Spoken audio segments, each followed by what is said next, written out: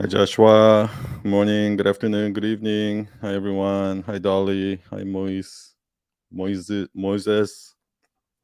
Hi, Marsha Bar. Hello, Elizabeth. Hi, Felix. Hi, Swarmnim. Hi, Designer Being. Good morning, good afternoon. Let me just make sure I'm live on YouTube. Okay, so today I want to try something brand new. Hi, Vanessa. If you have a question for me, just go ahead and put it in the question sticker, and then what I'm gonna do, like, just share what you're struggling with, whatever you need help with. Hey, Jayashree. Hi, Lena. Hi, William. And what I'll do is, I'm gonna try to answer your questions in a form of a story only. So everything that I do, I'm gonna try to answer it in real time in the form of a story. So whatever you're struggling with, just put it in here. Hi, Katerina. Hi, Luisa. Hi, Joel. Hi, Ricky. Hi, Tron. Hi, Ravine. Hi, Shauna. Hi, Aryan. Hey, David. Okay, so let's get started. So this is the first time I'm doing this. So hopefully we can. So the idea is this, right? So we're starting new quarter of Night Owl Nation soon, and what's happening is, um, we want, like, you have hundreds, if not thousands, of stories in your life, and through all of these and what a story is you have a belief, right? You have one belief, and you live your life according to your belief. And then one day, hi Morgan, what happens is that belief fails, and some sort of a tragic thing happens, right? Something bad happens. Hey Steven. And what happens is, when that bad thing happens, you have two things you can do. You can reflect on it and see what happened, what went wrong, and then you learn from it, you learn a lesson from it, and you move out of that, right? Or you could just repeat the same pattern over and over and over. And most people just repeat the same pattern over and over and over, right? Not knowing that that's a story. So what we're trying to do is, through storytelling, we're trying to go back to those loops that we're stuck in, those that belief we have. Something fails, and every time something fails, oh, I thought I was gonna get an A, but I got a C. Oh, I thought, when I asked out this girl, I thought she was gonna say yes, but she said no, right? Whatever happens that doesn't go according to your plan, according to your belief, you learn a lesson from that. What went wrong, right? And then that's how it becomes a life lesson. Hi, Insta with Dara. Hi, Marist.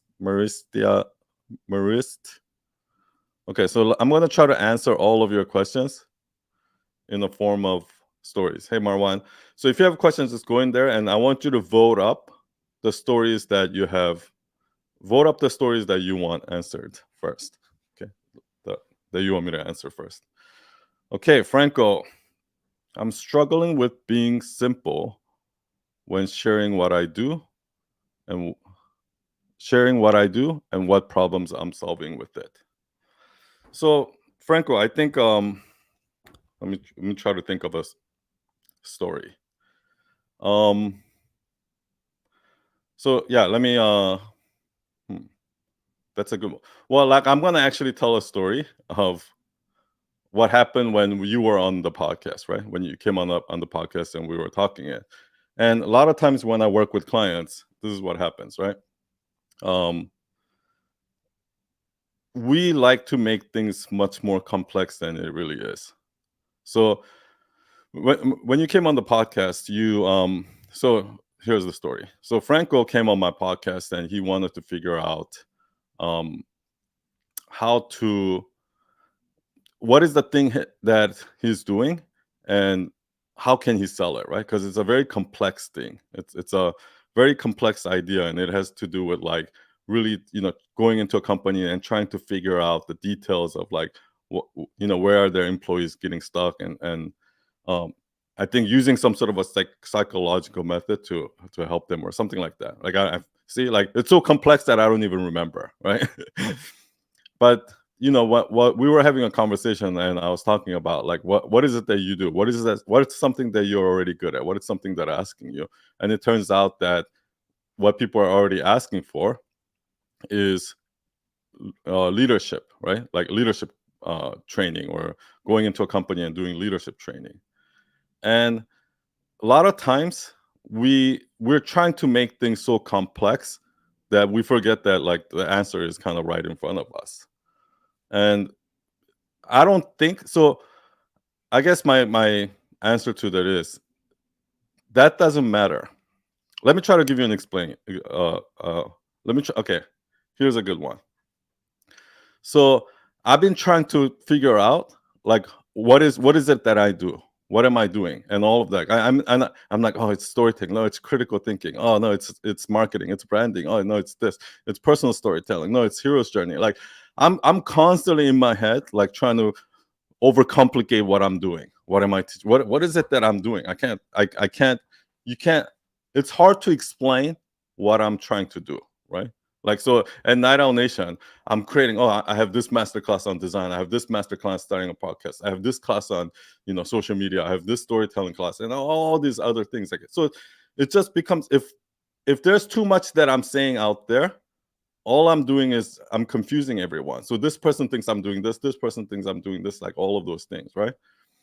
But what happened was I was talking to this speaker, and she was coaching me on, okay, what's the topic that I should do a TEDx talk on, right? And I kept saying, oh, I can talk about this, I can talk about this, I can talk about this, but that's all just my ego saying, oh, I want people to think of me as this, but I don't want people to think that I'm not, I don't know about this. I also want them to know that I know this, that I also know this, I know this, I know this. So whenever you say I'm multi-passionate, I know how to do this and all of that, that's just your idea of bragging. Oh, look how smart I am. Look how many other different areas that I know. Oh, look at how many things that I know. Like I'm multidisciplined. I'm multi-talented, right? That's basically what you're trying to say. It's and making it so complex because you don't think you're good enough. You don't think that what you do just in a basic, oh, I'm a web designer, but I'm a dope web designer. I'm a leadership coach. I'm a dope leadership coach. No, that's not good enough for you. You want what you to be so unique that something nobody else in the world does, and make it so complex and so complicated that nobody even understands what you do, right? So I was on that coach with I was on the call with that coach, and she goes, son, why don't you just do a talk on I never thought of it that way? Because every content that you put out there makes people say I never thought of it that way, and that's your tagline. And so a lot of times the answer is so simple. Like people are already asking you for something. People are already, oh son, like, can you teach me about design? Can you teach me about, like, people are already coming to you and asking you for specific things over and over and over.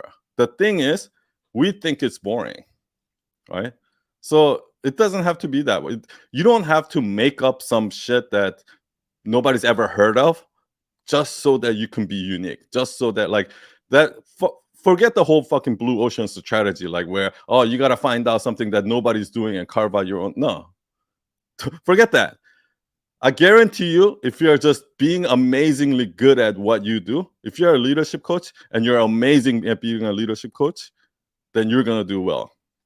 If you're a designer and you're amazing at being a designer, you're going to do well. Like, don't try to come up with something that you're not just to come up with something new, okay? I guess that wasn't really clear, but we'll move on. Can you guys hear me well? Can you just put in the chat if you guys can hear me?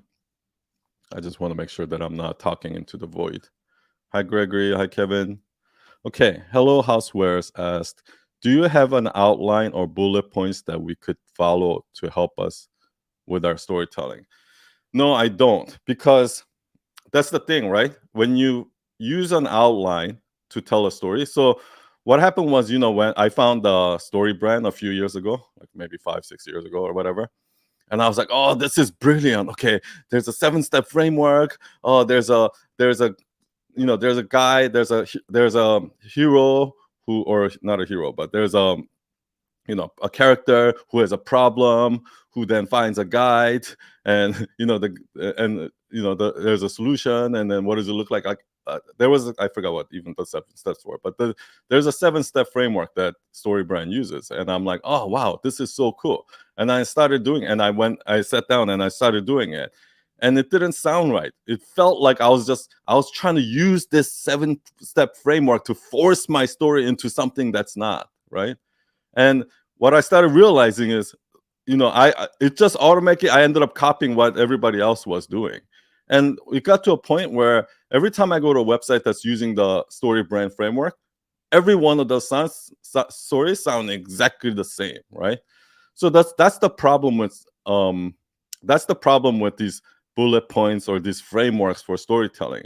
What it does is it's basically, let's say I want to teach you how to cook, right? Let's say you want to be a world-renowned chef and you want to come up with your own own recipes and things like that. But let's say I'm saying I'm going to teach you how to be a great chef. I'm going to teach you how to be a good cook, and then I just give you a recipe and just say follow this recipe, right? You're not actually learning how to be a good cook, right? You're just following a recipe, and that's what these frameworks does. When you're just focused on these frameworks, what you're doing is you're not being able to come up with your stories. All you're doing is you're just following a framework. The way to practice storytelling, well, in Night Owl Nation in the next quarter, I'm going to come up with 10 exercises you can do. Every week, you're going to do an exercise. And you're going to try to, and each of those exercises is designed to help you practice one skill within storytelling. Because storytelling requires a lot of different skills, right? So one of the things is going back to your memory and figuring out a moment in your life where something unexpected happened, right? Oh my gosh, if I said, when I say this, I thought everybody's gonna hate me, but they didn't, or like I asked out this girl and she rejected me, or whatever, I thought I was gonna get that job, but I ended up not getting that job, right? Whatever moment that is memorable to you, start there, and then you one of the exercises, you tell the story exactly how it happened, second by second by second, exactly. Draw a clear picture, right? Don't skip over anything, right? And what you do is, one, it's not 10 every week, Carolina, it's 1 a week for 10 weeks. But what's going to happen is, one, you're going to say, okay, what happened next? And then based on that, what happened, how did you feel? How did you react? And then once you reacted that way, then what was the reaction to that? And then how did that make you feel? And then what was the reaction? So you tell the story exactly what it is, and you just tell it, right? And once you write it out, or once you tell it, the next exercise is, what do you think is the lesson in that story, right? Another exercise you can do is, every time you read a story, every time you watch a movie, every time you watch a TV show, every time where you're coming across a story, in your mind, try to figure out what was the lesson of that story, right? So through these kind of exercise, when you practice, you're going to be able to see the connected dots. You're going to be able to recognize patterns, right? Because a lot of you guys are doing this, right? Let me give you a perfect example. So, most people that I talk to, remember I said, we're living life according to a certain belief, and then something fails and it loops. You stay in that loop, and you don't really learn a lesson because you're not reflecting that story in your life, and you're not learning any lesson. You're not able to get out of the loop. A good example is, a lot of people believe in their head, oh, money doesn't make you happy. Money is not going to make you happy, right? And that's what everyone said. Money is not going to make you happy. Yet, everyone who says that, I talk to them, I see them, they're chasing money. Oh, how do I get more leads, son? How do I get more followers? How can I make more money? How can I increase my price? I thought you knew that money doesn't make you happy. So why are you trying to make more money then? You know that money is not going to make you happy, right? It's because you've had experiences in your life where you already know that money doesn't make you happy, but you continue to chase money. Why? So let me tell you a story. When my wife Gigi told me, asked her to tell me a story, she told me about a story where when she was young, she was like, I don't know, 8 years old or whatever, 6 years old or whatever. And she got this red dress, brand new red dress for the first time. It's the first dress. She's never wore skirt. She's never wore dress. She's always wore like hand-me-down from her brother. But for the first time, she got this dress and she was so excited. She started crying and she kissed her, she hugged her parents, then saying thank you. And she wore that dress to sleep that night because She was so happy, right? Now, we think that that dress is like, that was the happiest moment of her life. But now that she can buy thousands of those dresses, she doesn't even care about the dress anymore, right? And the same thing happened to me. When I was in film school, I wanted to buy this camera that was $10,000. And I was like, oh my gosh, this would be the happiest day of my life if I can get that camera because I can afford it. But then, in the future, when I started my own agency and I had all the money, I can buy so many of those cameras. And actually, I actually ended up buying that camera, but it didn't make me happy at all, right? So you, 100,000% had experiences like that. You had experiences where you're like, oh, when you were a child, oh, once I get that bike, that's gonna be the happiest day of my life when I get that bike. Oh, when my mom buys me an Xbox, that's gonna be the happiest. Now you can buy all the bikes you want. Now you can buy all the Xbox you want. Are you happy? So what makes you think that once you get $1 million, $10 million, or $100 million in the future, that day you're going to be happy? You've already experienced that loop already, but you didn't learn your lesson from it. So therefore, you believe that in the future, when you get more money, and then once you get $1 million, you're going to be like, oh, once I get $10 million, it's going to make me happy. Once you get $10 million, you're going to be like, oh, once I get $100 million, you're going to be happy. But you don't reflect back on your own story of where that already happened and it didn't make you happy, but for some reason you believe that in the future it will, right? That's a good example of how you already have those stories in your life, but you don't go back and reflect on it. Oh, that's true. Oh, that's true. That I did. That was the most amazing day of my life, but there's no way that's gonna make me happy, or something like that, right? So there's an example. Okay, next question. I'm struggling to let go of my imposter syndrome. Okay, so let's talk about this. The thing about imposter syndrome is imposter syndromes are kind of related to perfectionism too, right? So what's a good story that I can tell? Okay, I have a story on imposter syndrome. So I was always afraid to charge more, raise my prices. I'm like, oh, I'm not worth this much. Once I charge this, why would anybody hire me? What, this is so easy. Like, oh, anybody can do this. Like, oh, there's so many other people that are good at this. Why are they going to hire me? But then when I started working with clients, I was like, oh my gosh, like there's no way some clients are going to pay me $50,000 for a website. There's no way some clients are going to pay me $100,000 for a website.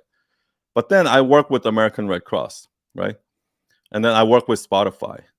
And then later on, when I work with like personal brands, when I work with like Gabby's team and, Mark Randolph's team, I was so shocked because I'm like, oh man, once I work with Jay Shetty team, they're going to think I'm nobody, right? They're going to be like, oh, why are we paying this guy so much? Or something like that, right?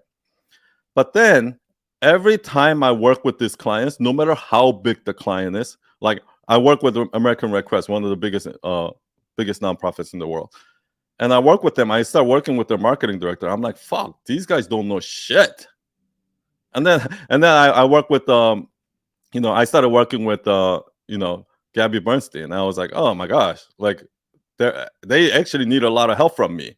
And then I started working with Mel Robbins' team. I started working with Jay Shetty's team, and I started working with all of their team. And what I realized is that, in our life, we're already looking at things like that. We're like, oh my gosh, that person, like, for me, from my point of view, whenever I'm looking for designers, I'm like, oh my gosh, like, why is it so hard to find somebody good? Like when I'm looking for designers, I'm always like that. I'm like, oh my gosh, I need a good designer. Every time I hire a designer, I'm always disappointed. Every time I hire a copywriter, I'm always disappointed. Every time I hire somebody, I'm always disappointed. Why can't they be better than why can't they be better? I'm like, it's so hard to find talent, right? Well, that's kind of how I realize that's how my clients are looking at me. Because I'm one of the rare talents. Like I'm trying to find somebody like me. I'm trying to find somebody to replace me, and I can't find that person. But for some reason, when when I'm trying to sell myself to my clients, I'm not thinking like, oh my gosh, like when I'm hiring people, when I'm hiring freelancers, and when I'm hiring somebody to like delegate to or VA or whatever it is, I'm like, only if I can find somebody else who's like me. Only if I can, how many of you guys say that? Actually, I'm coming up with this on the spot now. How many of you guys say, oh, only if I can just replicate myself, only if I can clone myself, oh, my life will be so much easier. Only if I can clone myself, right? Right, like, oh, only if there was 48 hours in a day. Only if I can, there's 10 of me. How much life will be? Like, what can you just hire people to do that, right? Well, the reason why you can't hire people to do that is because you know that they can't do the same things you can do, right? So if you see yourself so valuable that you love to clone yourself as an employee, why wouldn't you think that your clients would look at you that way too, right? So, I mean, I think that kind of fixed my imposter syndrome. What happened was, when I started charging like, $5,000, I was like, wow, somebody's going to pay me $5,000. And I look at their team, I was like, okay, that makes sense. It makes sense why they would pay me $5,000 because they don't have people like that. And then once I started charging $10,000 and then I started working with them, oh, it makes sense. Once I started charging $20,000, same thing, 40,000, 60,000. And what ends up happening is you're not going to go from, how people say like, oh, just double your price, just triple your price, right? Or just like, if you don't believe it in yourself, it's not going to come out right. What you're gonna, like, let's say you're charging $100 an hour right now, and I said just charge $500 an hour, right? Next time you go on that call, next time you go on that client meeting, what you're gonna do is, oh yeah, my rate is $500, but I can do it for you for less. Like if that's too much for you, like you're not gonna be confident about selling yourself. You're gonna try to beat around the bush, and you're gonna be all insecure and shit. Clients gonna smell that shit, and they're gonna be like, "What's wrong with this guy?" But like, why is this person so insecure, right? So, what needs to happen is you need to believe it yourself. You need to believe that you're worth $500. Unless you believe that you're worth $500, when you sell it, you're not gonna be able to do that. You're not gonna be able to. It's gonna come out all wrong. It's like, here's one thing that I realized, right? Whenever, like in the beginning, whenever clients come to me, like right now, when a new client comes to me, I tell them, oh, we have a 3-month waiting list. So even if you want to hire us, you have to wait 3 months, right?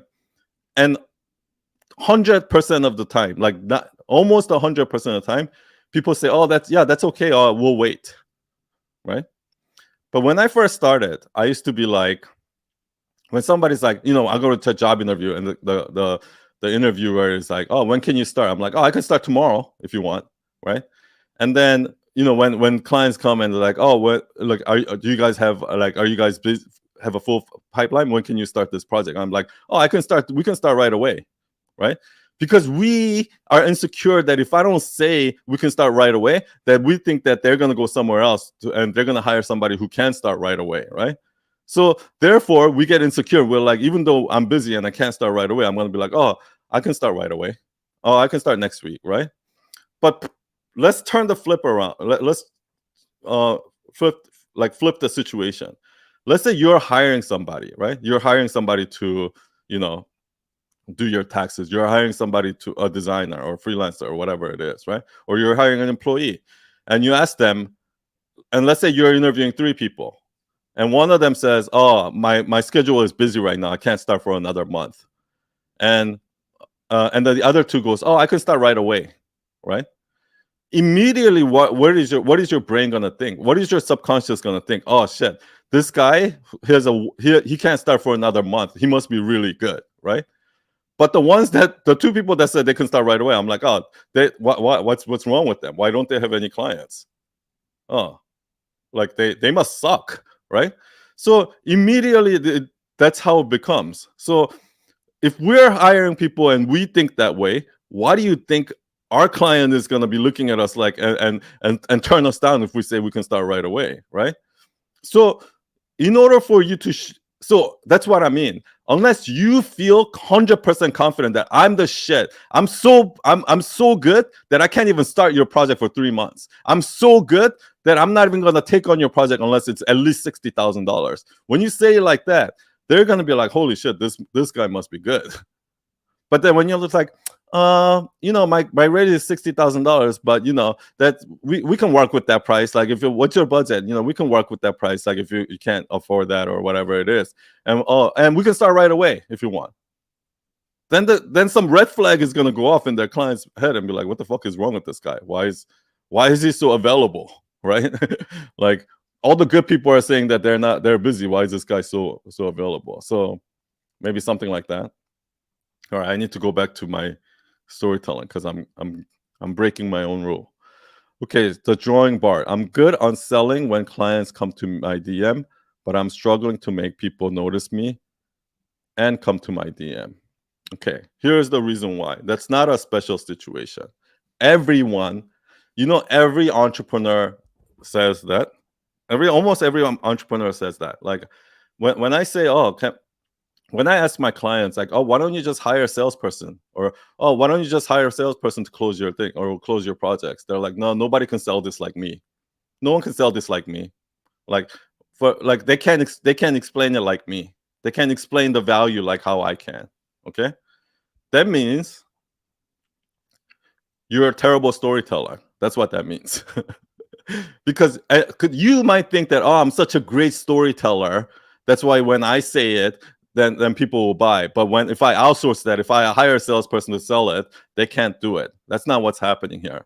What's happening is that when you're in front of the client and you're saying it, you're all excited, you're passionate, and the client can see that passion. They can see that you really mean what you're saying and all of that, right? So you're able to close it. But when they're reading your copy on your website, when they're looking at your content or somebody else just trying to explain it, they're not doing a good job. And the reason why is because, when you go watch Dave Chappelle, right, at a comedy show, and Dave Chappelle does an hour-long comedy show, or Louis C.K. does an hour-long comedy show, right? And you're like, oh my God, that was so funny, right?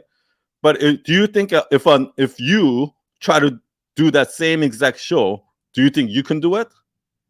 No, you can't do it, right? The reason why you can't do it is because what makes it good is Dave Chappelle. What makes it good is Louis C.K. It's the comedian that's up there doing it is what makes it good, right? As soon as somebody else try to tell that same joke, it's not going to come out right. Do you understand what I mean? So what needs to happen is you have to be able to write a story that's so simple, so to the point. You need to capture exactly what it is that what makes your brand good, so that you can put it into a simple story that everybody would understand. If you just tell that simple story, that everyone will understand. Now, anyone can hear that story and they can go retell it. They can tell other people. They can read it in a sales page. It doesn't have to come from you because the story is so simple and clear. Right now, you don't have that one simple and clear story. You're just all over the place, and it sounds nice when you say it, but when they try to repeat it, it doesn't come out right. That's what's happening. It's because your story is too complicated. Whatever you're doing is too complicated. So you need to be able to whittle it down to exactly what you're selling. This is what I say. If you can't tell your story in 3 sentences, you don't have a story.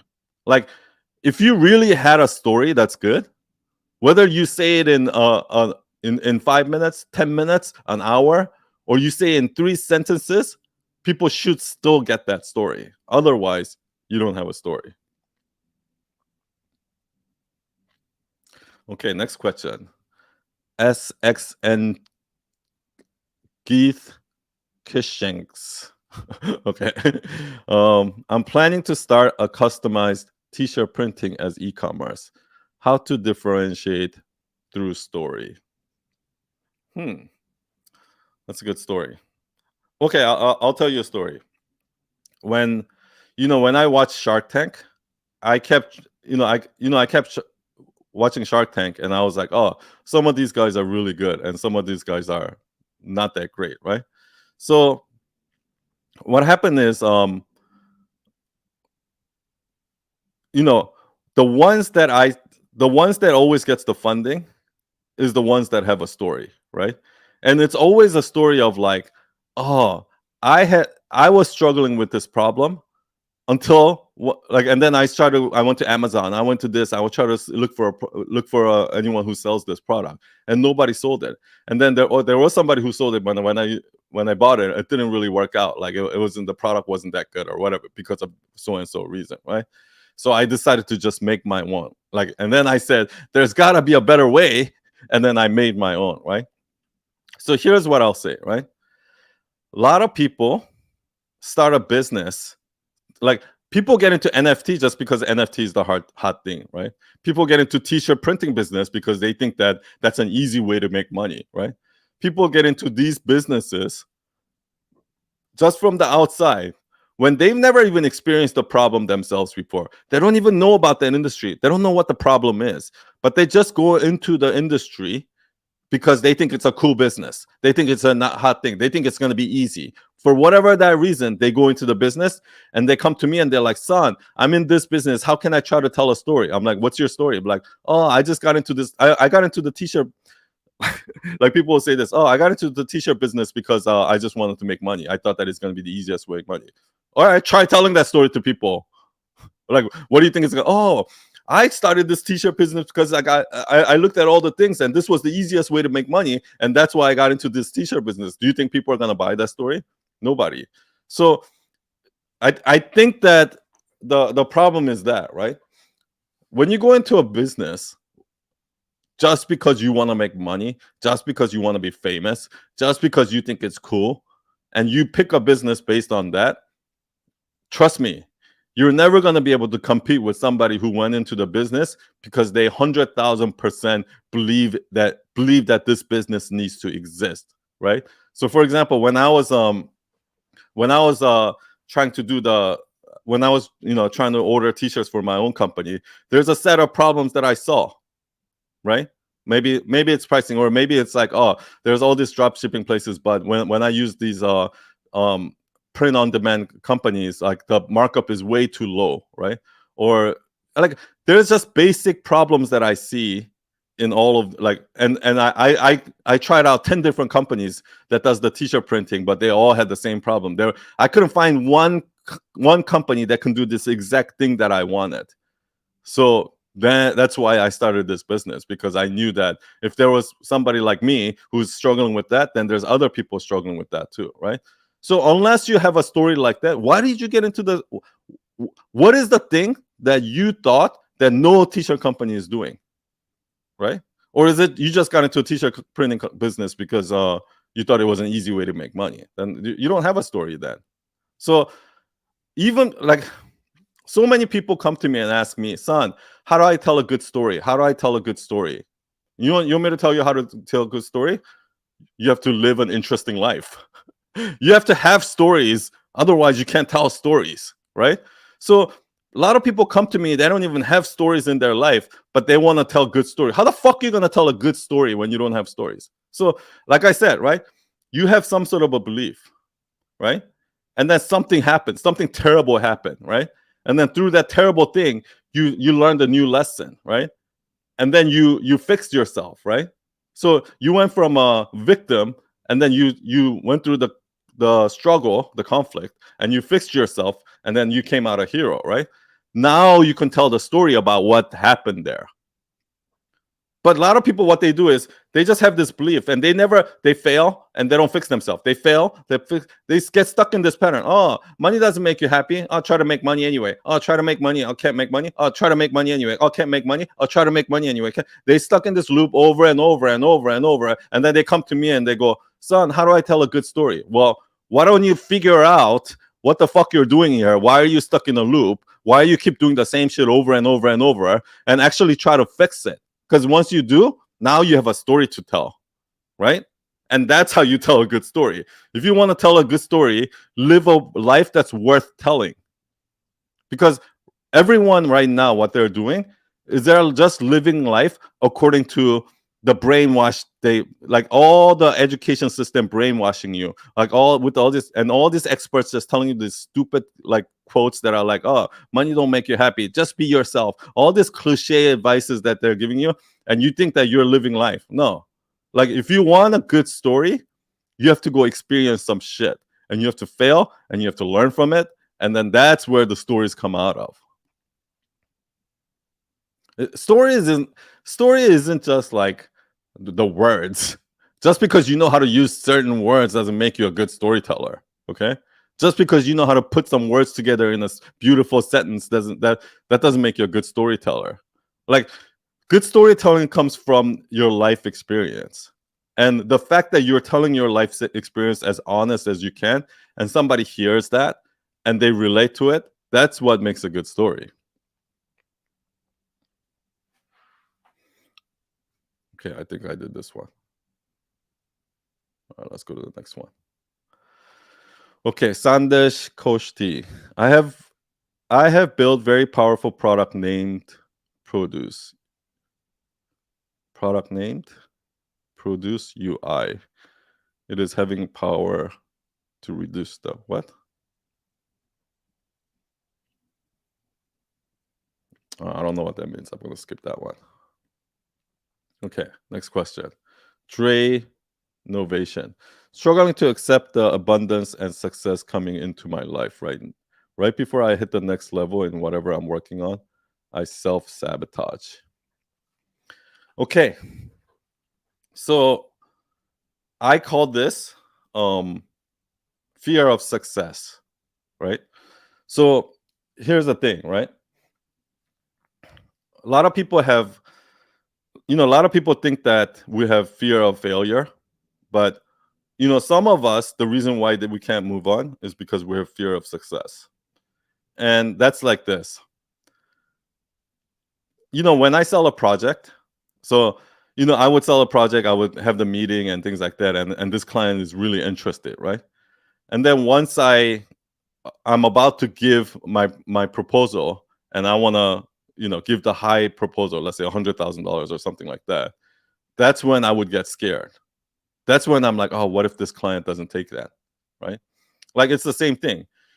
You don't get, when I meet somebody that I like, right, that I'm attracted to or something like that, and I know for a fact that that person doesn't like me, then that's easy. I have no fear. But if I kind of feel like, oh, that person's also interested in me, that's when I get more fear. I'm like, oh, what if I get rejected? Like, you know what I mean? That's when. So I call that fear of success, not fear of failure. So what ends up, and the reason why that happens is, when I started on Instagram, when I was dead broke, I was living paycheck to paycheck. I was broke. I had zero money in my pocket, right? I wasn't scared at all. I'm like, I have nothing to lose. I'm not scared at all. But then once I started making money, and once I started saving money, and then once the business started doing well, that's when I started getting scared, because now I have something to lose, right? The same thing happened when I started Instagram. In the beginning, I'm like, okay, I'm just gonna use this as an opportunity for a make content. I don't care if nobody follows me. I don't care if 0% follow me. I'm doing this for me, so I can make content. I can learn from it, and I can, it's for me to improve my content creation. But then one day I got 50 followers, right? And then I got more followers. I kept getting more followers. Then I started like getting focused. Okay, now I need to focus on. I need to spend more time and making the perfect content. Whereas before, I didn't give a fuck about followers. I just kept doing it. But as soon as I started getting followers, I started worrying about, okay, now I need to replicate that. I need to at least get 50 followers a day now. Once I hit 100 followers a day, I'm like, I need to hit at least 100 followers a day now. Back then, I'll be happy if I even get 1 follower. Do you understand what I mean? And that's because you're already at that level, and you feel like you don't want to lose that. You feel the pressure to at least maintain that, right? So then you think that the more higher you go, the more pressure it's going to be. So you're predicting all these problems that's about to come up. So if you have the fear of success, like what needs to happen is you have to be 100% okay with what you have right now. Once you're 100% okay with, everything that I have right now, I deserve it and more, right? Once you believe that, then going to the next step becomes easier and easier and easier, right? But then right now, maybe the problem is that you feel like, like you feel like even what you have right now is something you need to protect because I can lose it at any time or something like that. I can, I don't deserve this or something like that. So you don't think that. So you're afraid of going for more because then you obviously you're gonna get exposed, right? What if what if I get more followers and it turns out that like like they find out I get exposed for fraud or something like that, right? So I think you have to be okay with your current level and 100% own it before you can hit the next level. And a lot of times that fear of success comes from being afraid of losing what you have now, right? Like, okay, Nomad Chef Nick Hill. I am professional chef who has taken the leap of creating a food media business, creating content, reels, photography, copy for food and FMCG brands. Food, I don't know what that is. How to tackle diluting my idea just to fit the client budget to get that income and keep the lights up. Okay, let me tell you a story. Great question. So when I first started Night Owl, we had we burned through like our savings like in a matter of like 3 months, right? So we were always struggling. Like we were basically equivalent to living paycheck to paycheck, right? I had to sell project to pay for the bills, pay for our rent, pay for our employees, and sell more projects. So like I needed every month, I constantly needed cash coming in. Otherwise, if I don't have cash coming in this month, I'm fucked. We're out of business, right? So basically, we were paycheck to paycheck business, okay? And what happens is when you do that, when you're worried about money, when you go into that sales meeting, you're gonna do what I said before. Oh, you're gonna go into that. Like I would go into the sales meeting and be like, even though I should be charging $20,000, I'm like, when I do the proposal, I'm like, oh man. First of all, I don't even tell the price up front. I'm like, I'm afraid to bring up the price. And then once I have the meeting and at the end, be like, so what's your budget? Blah blah blah. We're talking about that. They're like, oh no, we only have $5,000, right? But now I've already wasted it, and I know that this is a $20,000 project, but I have to pay for that. I have to pay rent this month, so I'm like, okay, we can do it for $5,000, and I take on that project, right? Or maybe it's a client that I know I can already see the red flag. This client is like so picky. This client is like asking all the wrong questions, and I can already see that it's a problem, but I take it on anyway, right? Or when some client comes to me and says, son, I can't afford that, can you just do this extra thing for me? But just because I don't want to lose that client, I end up doing it. So I kept making stupid ass decisions over and over again, right? Like, and that's kind of what happens when you're running a business from a place of desperation. Then you're not going to be able to do your optimal level of work. Like, first of all, you're not going to be able to do your optimal level of work. You're not going to be able to do, charge the right prices. You're going to just make stupid decisions if you're trying to use your business to make money right now. That's a stupid idea. Imagine Steve Jobs. It took Steve Jobs and the Macintosh team 4 years to build a Macintosh. But imagine Steve Jobs was trying to make money with Macintosh in the year one they started.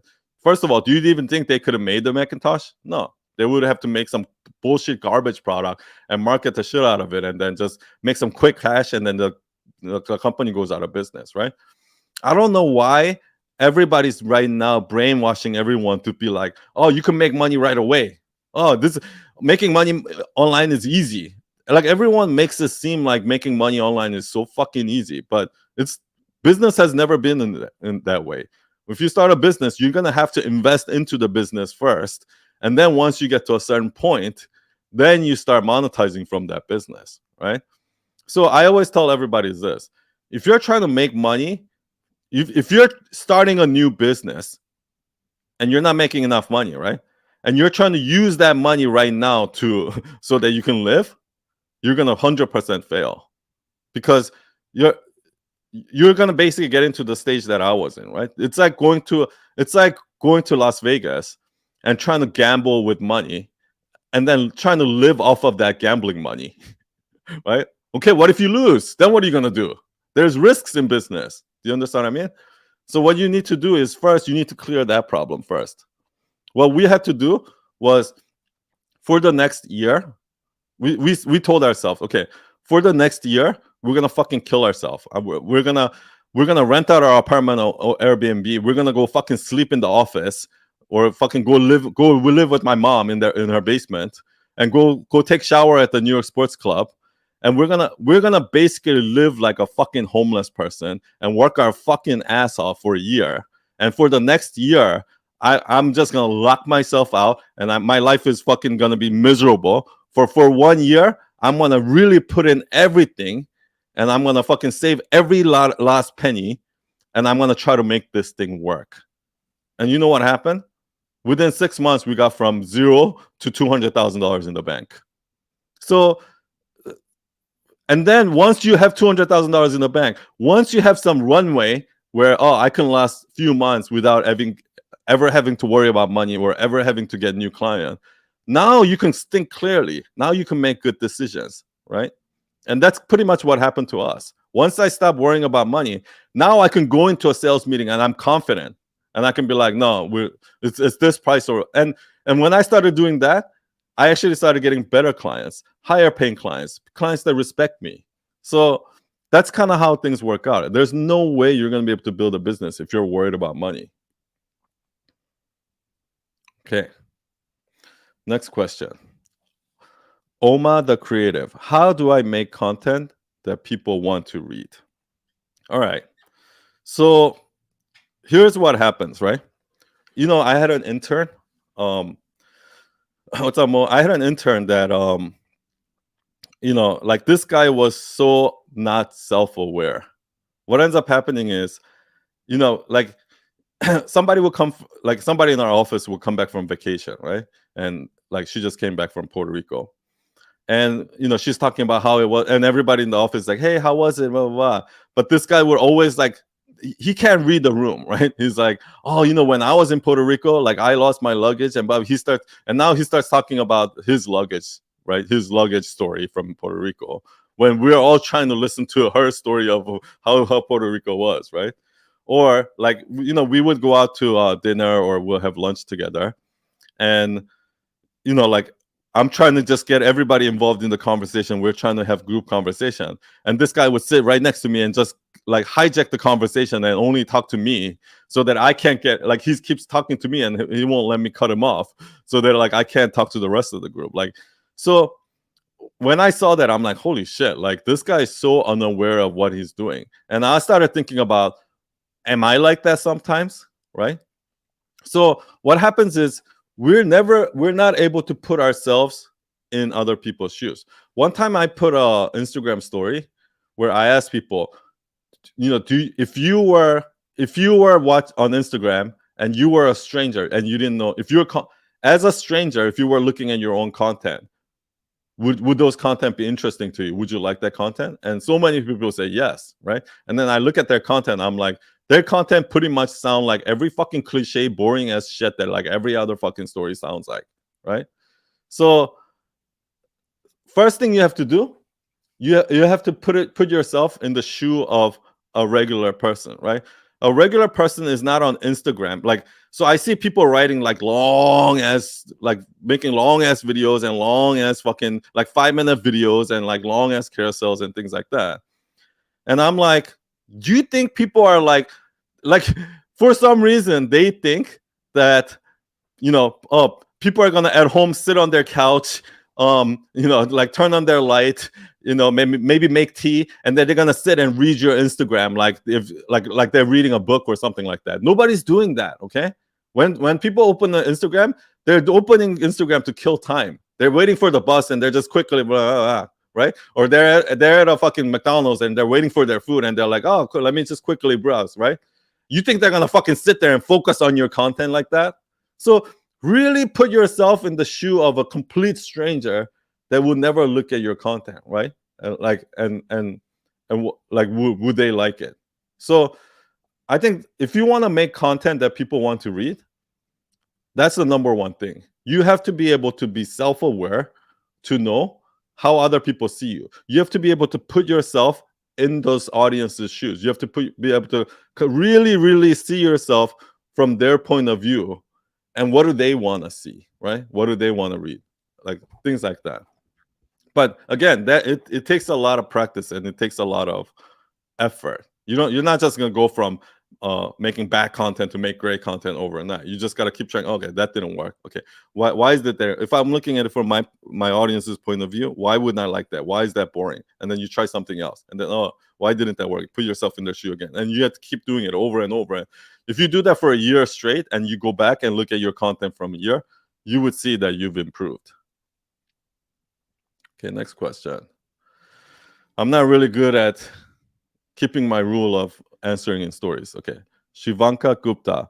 My team of 50 is entirely dependent on just one client because I only focus on ops and not sales. Help me. Okay. So from what it sounds like,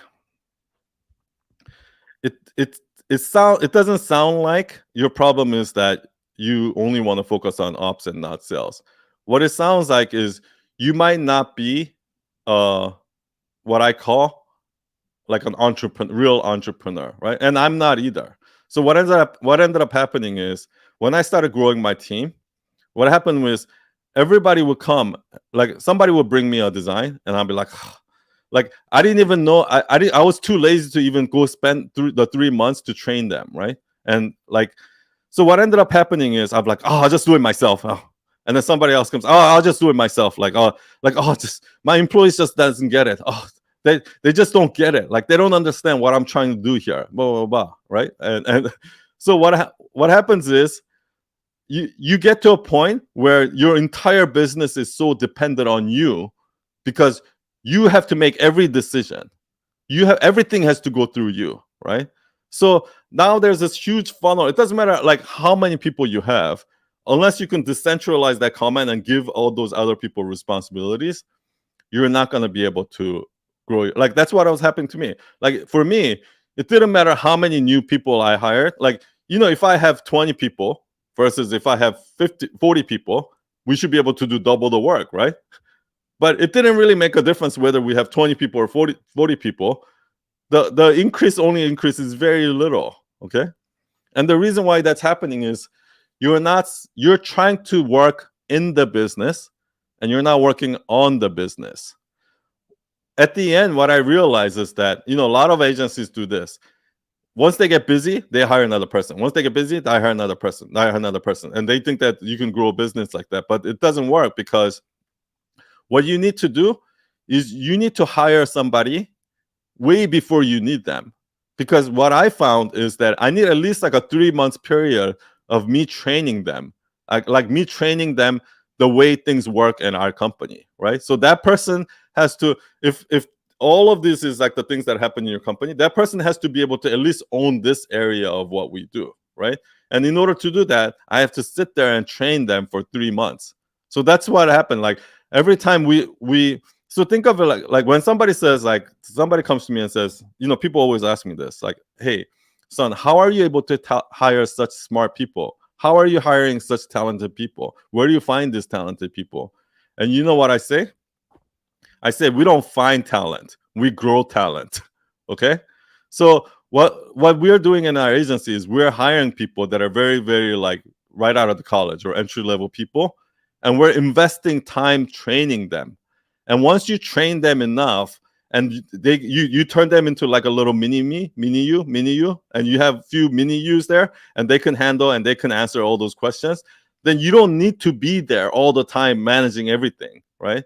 So it sounds like what you're doing is you're not decentralizing command. So the way it should work is you need to hire multiple people and train them so that they can do the job that you're doing, so that they don't have to come to you and ask every fucking little thing about decisions. Like they can make their own decisions, right? And then you have to hand over the leadership to them. You have to hand over the responsibility to them so they can make their own decision. They can fail and they can fix it, and so you don't have to get involved. And one of the ways to do that, like obviously number one, you have to train them, but So I see like two things, right? Some people are just too lazy to train people, so they just do everything themselves. So they don't invest. They're not patient enough to spend the time of training their employees.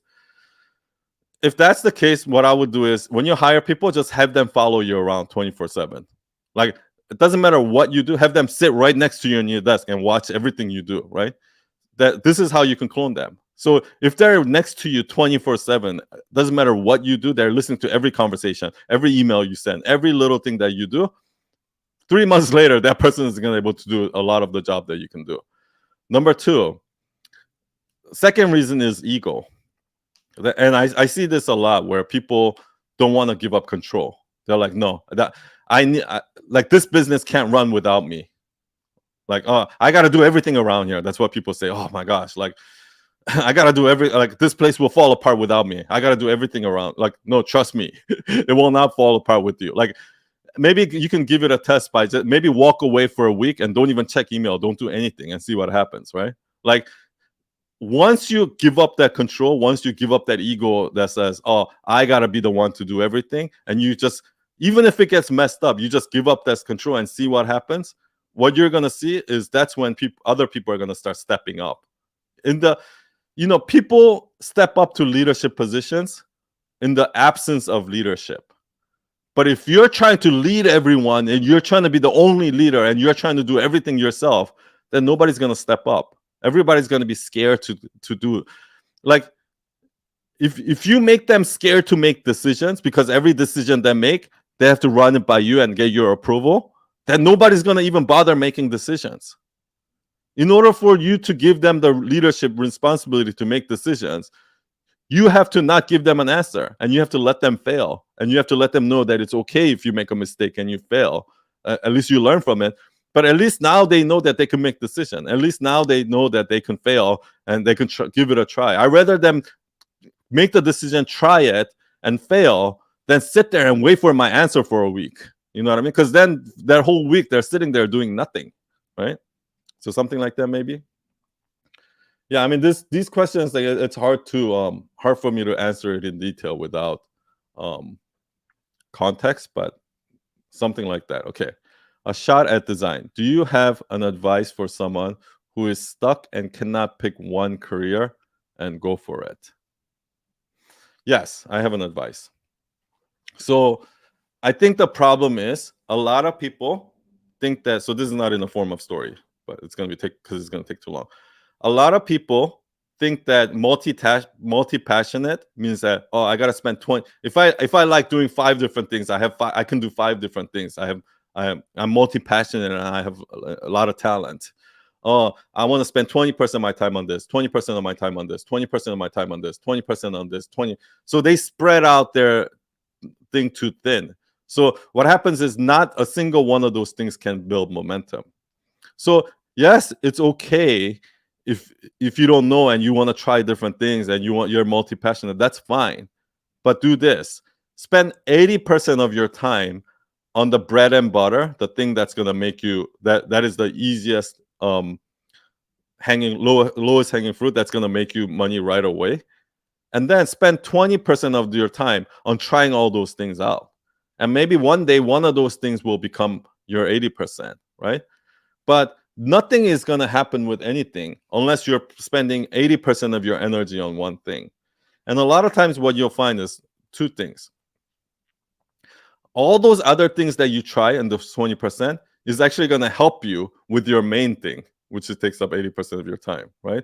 For me, learning how to code, learning how to do video editing, learning how to do copywriting, all helped me in design, in becoming a better designer, right? But 80% of my thing was always design, right? Also, another thing is, don't get so hung up on like trying to find passion, trying to find something that ignites you and that makes you excited, and stop trying to look for that. You can actually find excitement and you can find passion in almost anything you do, right? My first job, I was like literally flipping burgers, and I was so passionate about flipping burgers. I wanted to make the best burger. I wanted to cook the perfectly. I wanted to get it in the fastest time possible, right? So you can get passion in almost anything. And I'll say this, right? if you're so passionate about, if you're trying to find something that you're really passionate and excited about, this is what happened. When I first met my wife, Gigi, like I would take a train for over an hour to go see her, just to have lunch with her, and then take an hour train right back. So like I was so infatuated and so excited and so in love that I would take more than an hour long train ride just to go have lunch with her, and then an hour train ride to come back, right? Now, if you were to ask me, I don't even want to drive 15 minutes to go have lunch with her, right? So what happens is, no matter how infatuated you are, no matter how excited you are about something, and at that excited moment, you're all in, and you're putting all the effort. At some point, you are gonna get bored of it, and you are gonna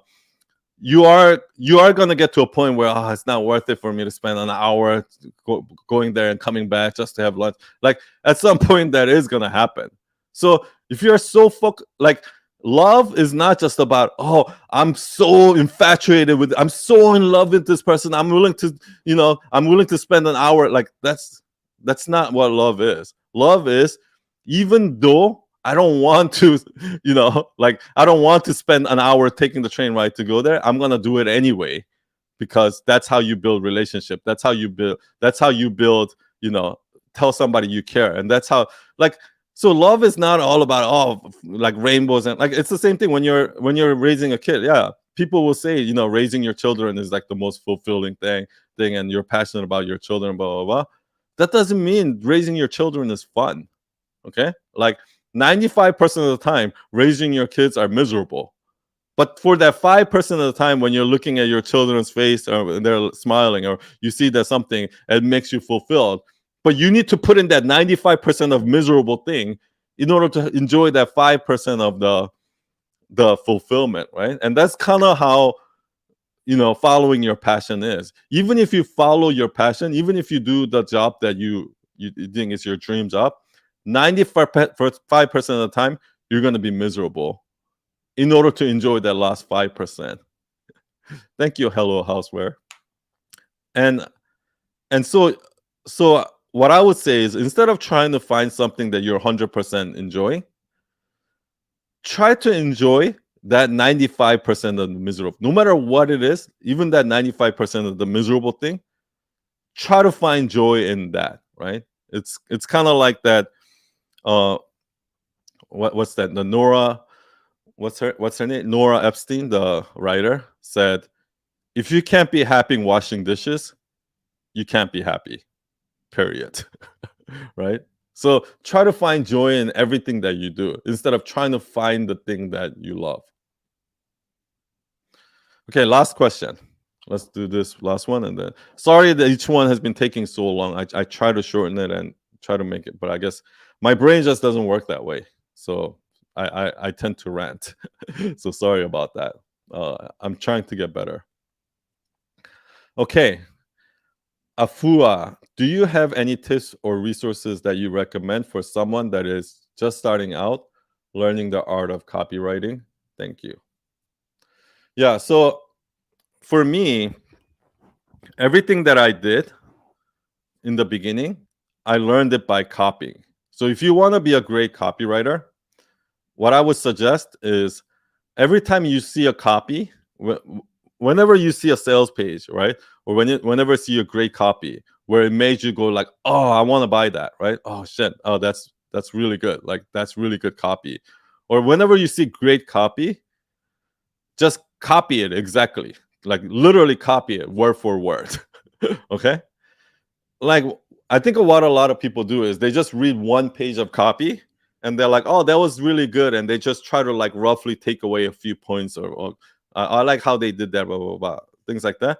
But actually, no. A lot of these kind of work, what makes a average designer, what the difference between an average designer and a great designer are very tiny.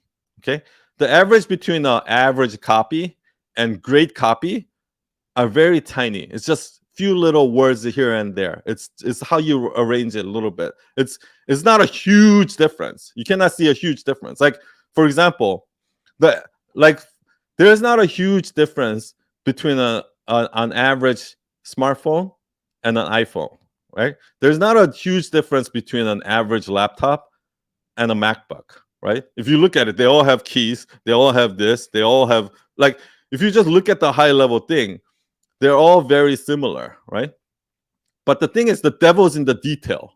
There's a tiny little details that Apple is doing differently that makes it different. So to give you an example, like when I watched this thing with Johnny Ives where he said that, when the Mac designers design the fan that goes inside the MacBook, they design it. There's an aerodynamic shape, like it goes like it's like the fans are like the vents for the fan is aerodynamic, and it shifts like that. It kind of curves like that. And how they figure out that curve is they using physics, they design that curve in a way that where it'll make the least amount of sound possible. Okay. Now, when I was using a Mac, and then I went to using my friend's Dell laptop, I was like, holy shit, why is this thing so loud? Right? It's those tiny little details that you don't notice. But then when you're like detail in it and you're using it, you can feel the difference, right? It's kind of like when you upgrade to an iPhone and you're like, oh, there's not much difference. And then you go back to an old iPhone and you're like, holy shit, like it's like there's like you don't realize the difference until you go back, right? And it's because there's those in a lot of this creative type work, there's a tiny little million little details that are being done right that makes that copy better than that, right? So what you need to do is you need to keep copying the best exercise is to copy that entire sales page word for word for word for word.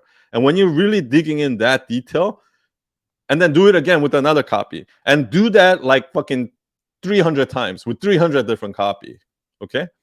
And when you do that, you're gonna start to recognize patterns. You're gonna start to recognize that, oh man, like this word specifically makes me feel this way. Every time I use this word, instead of saying, okay, what works better? Maybe like when I use a hook, like, okay, untold truth about blank versus the secret that no one knows versus the something that nobody's talking about, or the behind the scenes, the behind the curtain conversations that no one's talking about. Like there's literally 100 different ways to say the same exact thing, right? Write it all out and say it, and then try it, and then keep doing it, because those subtle little nuances in the difference between those words, how you put together those words, is gonna make the difference between somebody grabbing their attention and then like moving them versus not moving them. So something like that. So you really needed to get into the weeds and the details of it. Okay, that's it for today. Sorry if I didn't get to your question. Next week I'll definitely try to move faster so I can get to as many questions as possible. I will see you all next week. Every Thursday I'm on here, I'm doing live. So if you have questions, please join again next week, and I'll see you everyone next week. Bye. Cheers.